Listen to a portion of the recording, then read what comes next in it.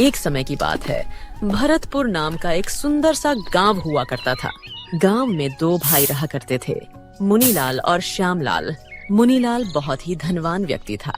उसके पास धन दौलत की कोई कमी नहीं थी और उधर उसका छोटा भाई श्याम बहुत ही गरीब व्यक्ति था। श्यामलाल दिन भर अपने छोटे से खेत में मजदूरी करके अपने घर का गुजारा किया करता था। दोनों के माता पिता का देहांत हो गया था। माता पिता के गुजर जाने के बाद मुनीलाल ने बड़े ही चालाकी से सारा धन और सारी दौलत हड़प ली और श्यामलाल को छोटी सी जमीन दे दी ताकि वह अपना गुजर बसर कर सके। लेकिन मुनीलाल इतना सारा धन पाकर भी खुश नहीं था। उसके मन के कोने कोने में धन की चाह भरी हुई थी। उसके पास जितना ही धन था उसे उतना ही कम दिखाई पड़ता था और उसकी नजर अब अपने छोटे भाई श्यामलाल के जमीन पर थी। मुनीलाल किसी भी तरह अपने छोटे भाई श्यामलाल की जमीन हड़पने की फिराक में था, क्योंकि श्यामलाल की जमीन बहुत ही ज्यादा उपजाऊ थी। उसमें अच्छी खासी फसल बिना खाद या फिर बिना कुछ ज्यादा मेहनत के ही हो जाती थी। जमीन से उपजा फसल से श्यामलाल के घर का गुजारा और उसके बेटे की पढ़ाई लिखाई अच्छी खासी चल जाती थी और उन्हें किसी चीज की कमी नहीं होती थी। श्यामलाल उसी जमीन के बदौलत ही अपने बेटे को शहर में पढ़ा रहा था। ऐसे ही मुनीलाल एक दिन श्यामलाल के पास आता है।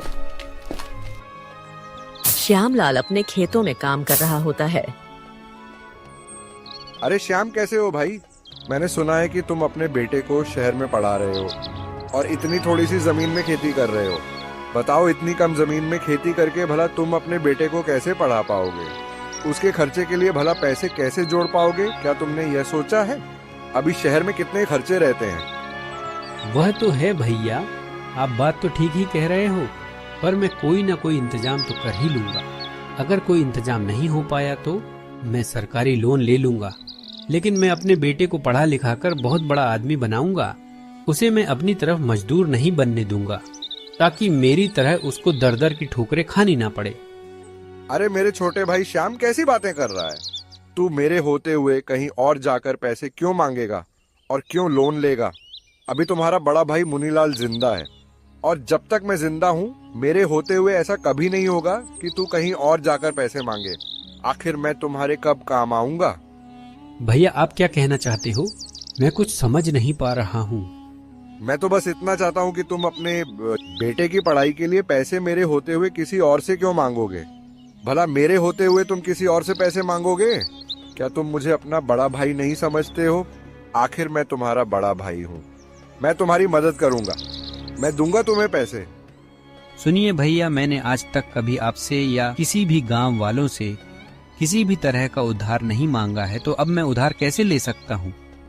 अरे नहीं नहीं, कोई बात नहीं, तुम मेरे छोटे भाई हो, तुम मुझसे पैसे ले सकते हो और बदले में तुम अपनी इस जमीन को मेरे पास गिरवी रख देना, जिस तरह बाकी गांव वाले अपनी जमीन मेरे पास गिरवी रखते हैं। भैया, मैं आपके पास अपना खेत गिरवी नहीं रख सकता हूँ। इसी खेत की बदौलत तो मैं अपने बेटे राजू को शहर में पढ़ा रहा हूँ और मेरे घर का गुजारा का जरिया मात्र यही एक खेत है। इसलिए भैया, आप मुझे माफ कर देना। मैं आपको यह खेत नहीं दे सकता हूँ और मुझे पूरा विश्वास है कि मैं इसी खेत से एक दिन अपने बेटे राजू को पढ़ा लिखा कर एक बड़ा आदमी बना दूंगा।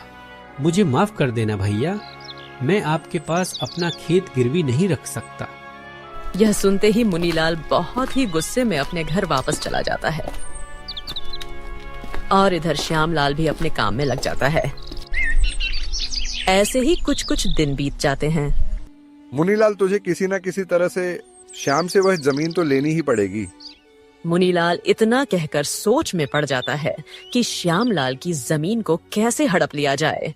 तभी मुनीलाल के दिमाग में एक तरकीब सूझता है और वह श्यामलाल के घर चला जाता है। अरे श्याम भाई, मुझे तुम्हारी खुददारी देखकर बहुत अच्छा लगा। मैं तुम्हारा बड़ा भाई होने के नाते तुम्हारी मदद करना चाहता हूँ और तुम भी मेरी मदद लेने से इनकार नहीं कर पाओगे। अगर तुम मुझे अपना बड़ा भाई मानते हो तो तुम मेरी मदद लेने से इनकार नहीं करोगे। भैया, कहिए, आप मुझे क्या कहना चाहते हो? भाई, अगर तुम चाहो तो मुझसे पैसे मत लो, और ना ही तुम अपनी जमीन मेरे पास गिरवी रखो। भाई तुम एक काम करो, जो गांव के दूसरी तरफ मेरी एक जमीन है ना, वह तुम्हारी जमीन से 5 गुना बड़ी है। तुम एक काम करो, तुम कुछ दिन उस जमीन पर खेती कर लो। उस खेत में हमेशा फसल अच्छी होती है, उससे तुम्हें काफी मुनाफा होगा और उससे मिले पैसे से तुम अपने बेटे की पढ़ाई पूरी कर पाओगे। और इसके बदले में मुझे कुछ नहीं चाहिए, बस एक छोटी सी बात है कि जब तक तुम मेरी जमीन पर खेती करोगे तब तक मेरी जमीन तुम्हारे पास रहेगी और तुम्हारी जमीन मेरे पास रहेगी। अच्छा ठीक है भैया, मुझे आपकी बात मंजूर है। आप जैसा कह रहे हैं मैं वैसा ही करूँगा। मैं आपकी जमीन पर इस बार खेती करूँगा। श्याम ना चाहते हुए भी बड़े भाई मुनीलाल की बात मान जाता है। मुनीलाल बड़े ही चालाकी के साथ अपने छोटे भाई श्याम से जमी के कागजों पर उसका अंगूठा लगवा लेता है। क्योंकि मोहन को पढ़ना लिखना नहीं आता था, इसलिए वह उन बातों से अनजान था कि उन कागजातों पर क्या लिखा है। ऐसे ही कुछ समय बीत जाता है। ऐसे ही एक दिन श्यामलाल खेत पर काम कर रहा होता है। अरे चल भाई श्यामलाल, आज का काम तो पूरा हुआ। मैंने बाजार से लाया सारे पौधे को खेत में लगा दिया है।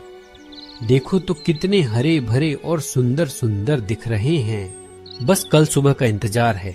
मैं कल सुबह आकर इन्हें फटाफट सींच दूंगा। चलो अब मुझे भी घर चलना चाहिए। दिन भर खेत में काम करते करते मैं बहुत थक गया हूँ और मुझे बहुत जोरों की भूख लग रही है, इसीलिए मुझे अब चलना चाहिए। आज पत्नी को बोलूंगा मस्त पालक और पनीर की सब्जी बनाए, फिर मैं खाना खाकर आराम से चैन की नींद रात भर सोऊंगा।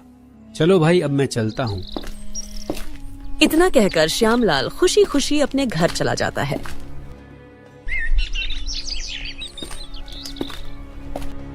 अगले दिन सुबह सुबह जब श्यामलाल अपने खेत पर जाता है तो देखता है कि उसके सारे पौधे मर चुके थे। यह सब देखकर श्यामलाल एकदम से हैरान हो जाता है। उसे समझ में आ जाता है कि उसके भैया ने उसे धोखा दिया है, अपनी चिकनी चुपड़ी बातों में फंसाकर उसे ठग लिया है। यह तो एक बंजर जमीन है। हे भगवान, अब मैं क्या करूं? ये क्या हो गया मेरे साथ? मेरा तो बहुत नुकसान हो गया। हे भगवान, मेरा तो पूरा खेत बर्बाद हो गया। हाय रे, अब मैं इस महीने का अपने घर का गुजारा कैसे चलाऊंगा? भैया ने मुझसे झूठ बोला, मुझे ठगा है उन्होंने। यह तो एक बंजर जमीन है। मैं अभी भैया के पास जाता हूँ और उनसे कहूंगा कि मेरी जमीन मुझे वापस कर दीजिए। श्यामलाल मन ही मन बहुत ज्यादा दुखी हो जाता है और अपने दुखी मन को लेकर अपने बड़े भैया मुनीलाल के घर चला जाता है। उसके मन में हजारों सवाल घूम रहे थे।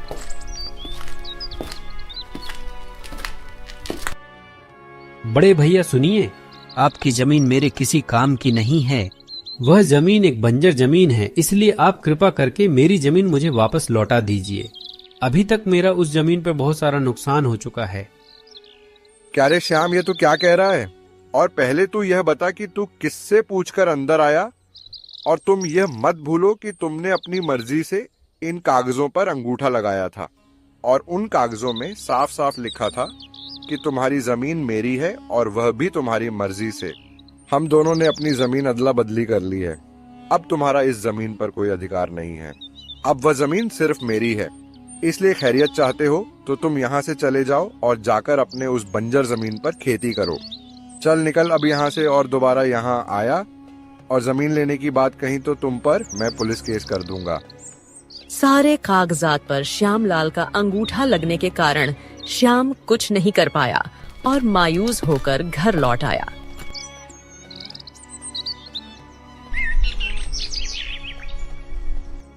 श्यामलाल मन ही मन बहुत ही ज्यादा दुखी।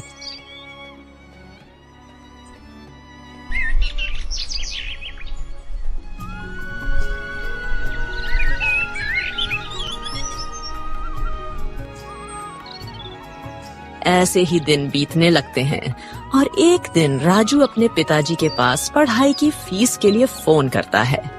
पिताजी, महीना पूरा हो गया है, फीस देने का समय आ गया है, इसलिए मेरी फीस भिजवा दीजिएगा। बेटा, मुझे माफ कर दो। अभी घर में कुछ समस्या आ गई है, इसलिए मैं तुम्हारी फीस अभी नहीं भेज सकता हूँ। मैं क्या करूं? अभी घर की स्थिति बहुत ही खराब हो गई है। घर का गुजारा चलाना ही बहुत मुश्किल हो गया है। मुझे माफ कर देना बेटा। मैं अब तुम्हारी पढ़ाई के लिए पैसे की व्यवस्था कहाँ से करूं? मुझे कुछ भी समझ में नहीं आ रहा है कि मैं तुम्हारी आगे की पढ़ाई कैसे करवाऊं। मेरे पास तो अब कुछ भी आय का स्रोत ही नहीं है। पर भैया, राजू के बार बार पूछने पर श्यामलाल सारी बात अपने बेटे को बता देता है। वह अपने बेटे को इस बात की जानकारी नहीं देना चाहता था, क्योंकि वह घर की परेशानी बेटे को बताकर उसे परेशान नहीं करना चाहता था। पढ़ाई की फीस समय पर ना मिलने के कारण राजू को अपनी पढ़ाई बीच में ही छोड़नी पड़ती है। अच्छा, ठीक है पिताजी, मैं कल ही गांव आता हूँ। देखते हैं मिलकर क्या कर सकते। आप चिंता ना करें, मैं कल ही आ रहा हूँ।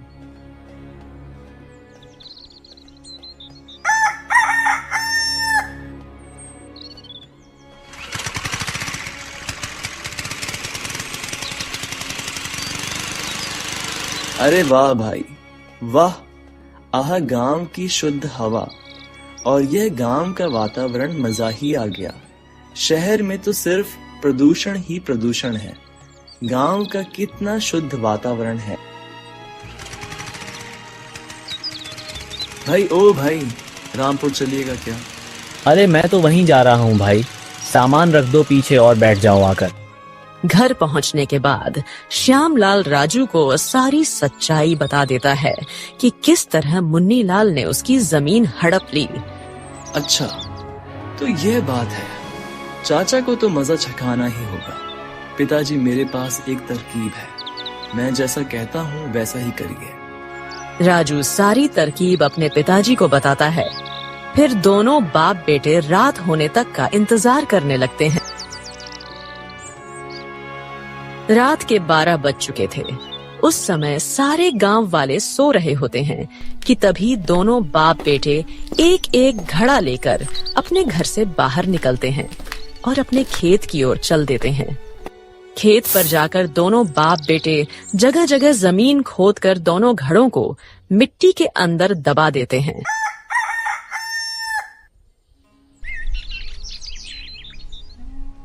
अगले दिन पूरे गांव में यह बात फैल जाती है कि खेती करने के द्वारा श्यामलाल को उसके खेत में 2 सोने से भरे हुए घड़े मिले हैं। गांव के हर कोने में सिर्फ श्यामलाल की ही चर्चा हो रही होती है। जिसे भी देखो श्यामलाल की ही बातें कर रहा होता है। अरे भाइयों, क्या तुमने सुना? आज श्यामलाल के खेत से 2 सोने से भरा घड़ा निकाला है। अरे हाँ भाई, मैं तो देखने भी गया था। सच में 2 सोने से भरे घड़े निकले हैं। श्यामलाल की तो किस्मत चमक गई। अब उसके गरीबी के दिन दूर हो गए। भाई, मुझे तो अपने कानों पर विश्वास ही नहीं हो रहा है। अरे भाई, मगर वह तो एक बंजर जमीन थी ना। वहां तो कुछ भी नहीं उगता था। वहां तो कोई भी फसल लगाने में वह फसल ही मर जाती थी, तो खजाना कैसे निकल गया? अरे ओ हरी भाई, खजाना ऐसे ही जगहों में तो निकलते हैं। श्यामलाल उन सिक्कों को बेचकर तो बहुत ही अमीर हो जाएगा। मोहन तो अब इस गांव का बहुत ही अमीर व्यक्ति बन गया है। उस मोहन को तो अब किसी चीज की कमी ही नहीं होगी। यह बात जब मुन्नीलाल के कानों तक पहुंचती है, तब मुन्नीलाल यह बात सुनकर बहुत ही ज्यादा बौखला जाता है। आखिर कैसे ऐसा हो सकता है? बेकार से बंजर जमीन से सोने से भरा घड़ा कैसे निकल सकता है? और वह भी 2-2 मतलब मदन लाल उस बंजर जमीन में और भी खजाना हो सकता है। मतलब मदन लाल, इससे पहले कि श्यामलाल उस बंजर जमीन से सारे सोने के घड़े निकाल ले, तुझे वह जमीन श्यामलाल से वापस।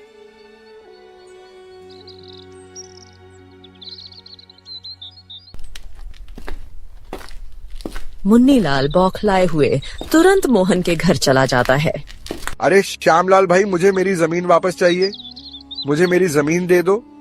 तुम मुझे मेरी जमीन वापस कर दो और तुम तुम्हारी जमीन वापस ले लो। हमने तो वह जमीन आपस में अदला बदली कर ली थी ना। और अब मेरी जमीन आपकी है और आपकी जमीन मेरी है। और आप ही ने तो मुझसे कागजात पर अंगूठा लगवा लिया था। और अब भला आप वह जमीन मुझसे क्यों मांग रहे हो? अब तो वह जमीन मेरी है और मैं आपको वह जमीन क्यों दूं नहीं? भैया, उस खेत से बहुत ही लाभ हुआ है। मैं आपको वह जमीन नहीं दे सकता हूँ। कृपा करके वह जमीन मुझसे ना मांगे।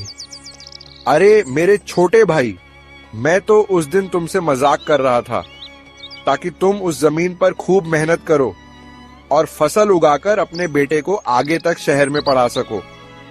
और यह देखो, यह रहे उस जमीन के कागजात। तुम इन कागजातों को रख लो और तुम मुझे अब मेरी जमीन वापस कर दो।